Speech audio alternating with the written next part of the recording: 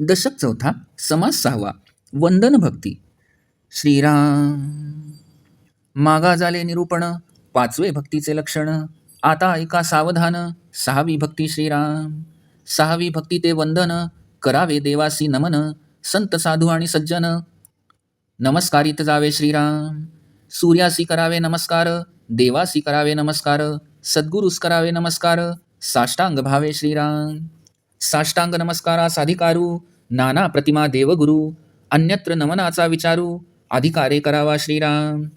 56 कोटी वसुमती, मध्ये विष्णुमूर्ती असती.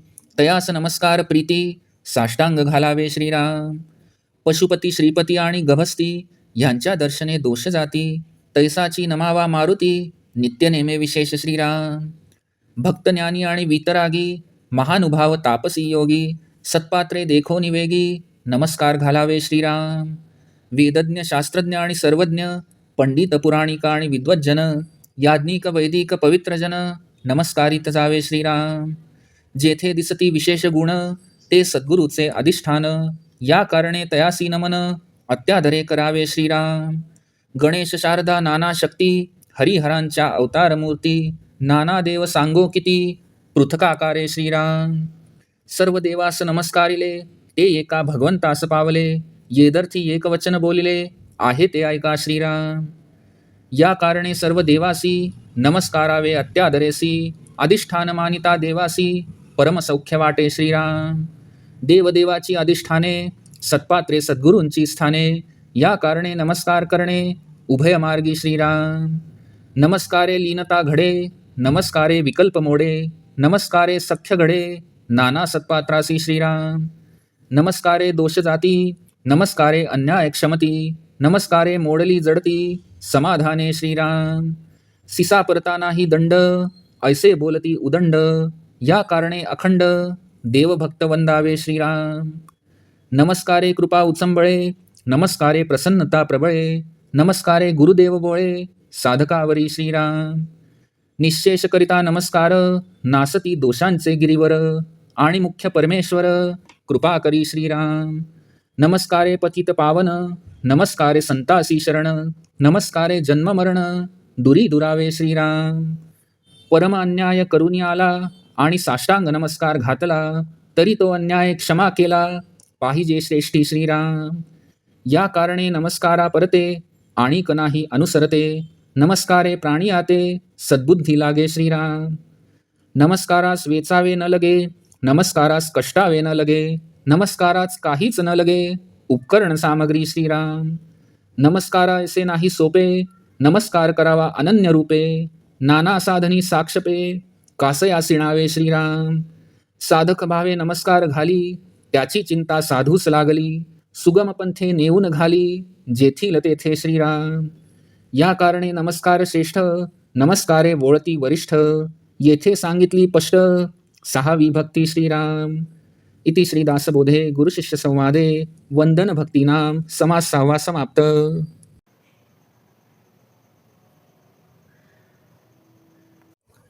दशक चौथा समास सहावा वंदन भक्ती.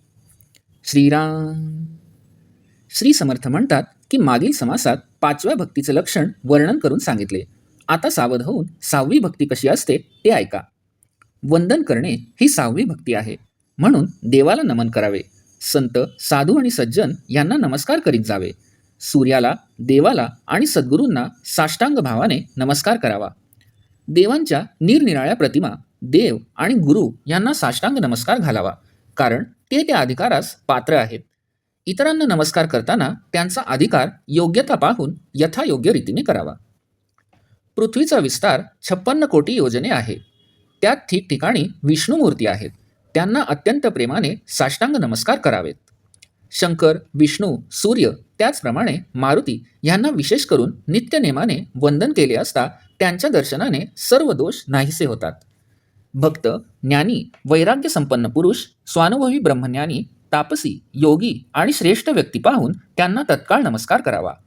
वेद जाणणारा, शास्त्र जाणणारा, सर्व भूत भविष्य वर्तमान जाणणारा, विद्वान पंडित, पुराणिक आणि इतर विद्वज्जन, तसेच याज्ञिक, वैदिक आणि पवित्र लोक यांना नमस्कार करावा.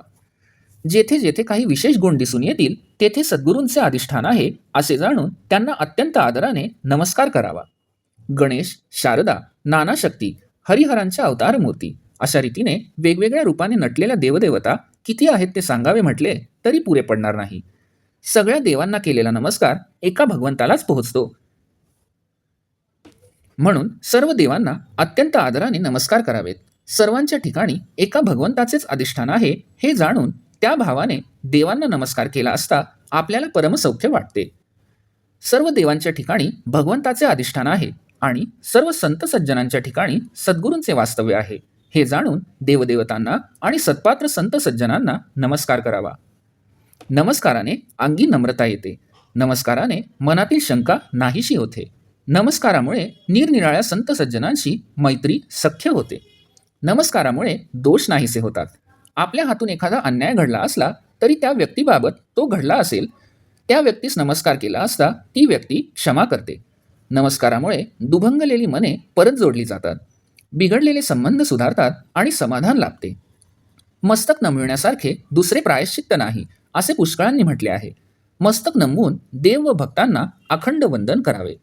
वंदन केल्याने त्यांच्या अंतःकरणातील कृपा उचंबळून येते. नमनाने ते अत्यंत प्रसन्न होतात आणि अशा नमस्कारामुळे साधकांवर सद्गुरू कृपा करतात. निष्काम भावनेने नमस्कार केला असता पापांचे पर्वत नष्ट होतात आणि मुख्य म्हणजे परमेश्वर कृपा करतो. नमस्कारामुळे पतित असेल तो पावन होतो. मनःपूर्वक नमस्कार करून संतांना शरण जावे म्हणजे त्यांच्या कृपेने जन्म मरणाच्या चक्रातून कायमची सुटका होते.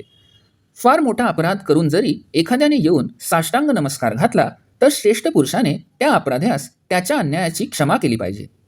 म्हणून नमस्कारासारखे अनुसरण्यास योग्य असे दुसरे साधन नाही. नमस्काराच्या योगे मनुष्याच्या ठिकाणी सद्बुद्धी उत्पन्न होते. नमस्कारासाठी काही खर्च करावा लागत नाही, काही कष्ट करावे लागत नाहीत, इतर उपकरणे वा सामग्री असे काहीच लागत नाही.